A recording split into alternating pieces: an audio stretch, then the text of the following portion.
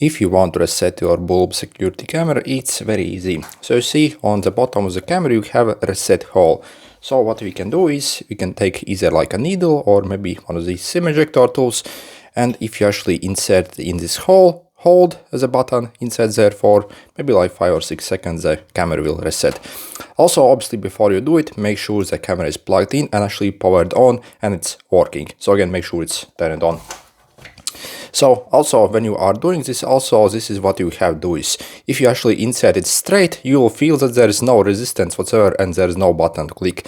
So the trick is you simply have to hold this needle in around this angle. So you see, in around this angle, and then push it in and you should feel a button. So click it, hold for maybe like 5 seconds and release. Again, you should definitely feel like a button clicking here, so like a clicking sound when you do it.